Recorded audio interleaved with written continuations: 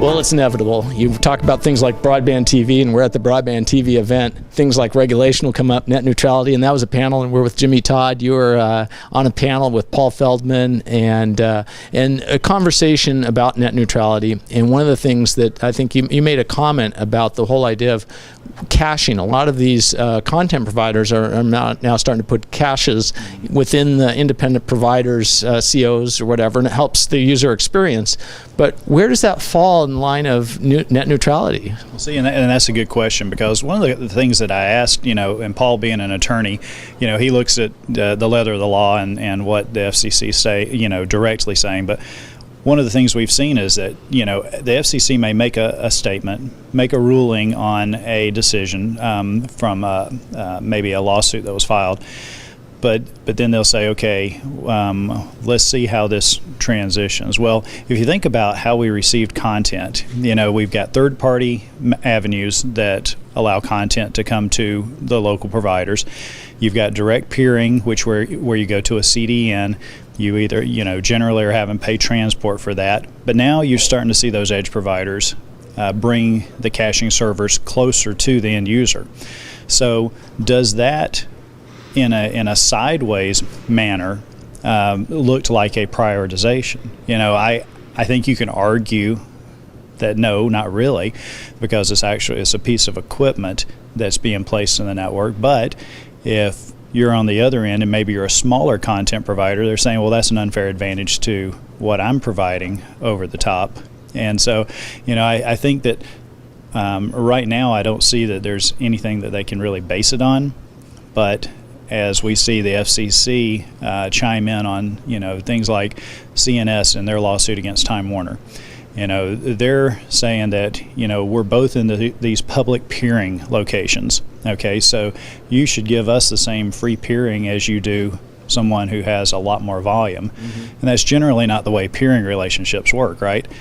And so the FCC is going to be having to make a ruling on that. Well, I don't think they're going to win the lawsuit, but what is the FCC going to say about that? If you're in a public peering, should you be willing to give them the free peering? Or maybe you're at a relatively short distance. Now, do you need to get to that public peering point? Well, then that stretches, and so, down the road, does it mean that everybody has to get to a public peering location or a CDN or something? And that's where I start getting concerned about, the FCC's decisions and what interpretation starts today. What does it look like a few years from now, and where the providers, have to be with regards to those changes? Yeah, and I guess it talks to the whole idea of, originally net neutrality was about the access, but now it kind of crept back into the network further and further, right? Exactly. It really is, and that's where we as providers, our concerns are is how far will it go, and how will they require us to manage or not manage our networks. For us, we want to be able to provide our customers the best possible experience. So that's what we've always been about. That's what we're going to try and do. But now you've got so many different content providers that are out there.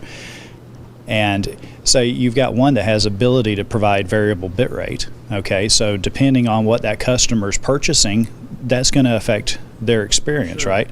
And then you're going to have other content providers that maybe they don't have that same capability. Well, if the customer has a lower broadband package, their experience isn't going to be as good. So, they kind of forget all of those different pieces. Right. It's one thing to create content, it's another to be able to deliver it to the customers optimally. And so I think there's just a lot of things we're going to see transition over the next few years. Well, and identifying those problems, it requires engineers, it requires time that they could be spending on other parts of the network, working with their customers, working to figure out ways to improve things, right? Absolutely. And again, at the end of the day, we're all about providing services to our customers and hopefully the best possible services to our customers. So, we want to be able to focus on that instead of jumping through additional hoops because of, new positions that the FCC may take on net neutrality and providing video programs. And not knowing where those hoops are. So, exactly. Jimmy, I appreciate your time. Absolutely. Thank you, sir.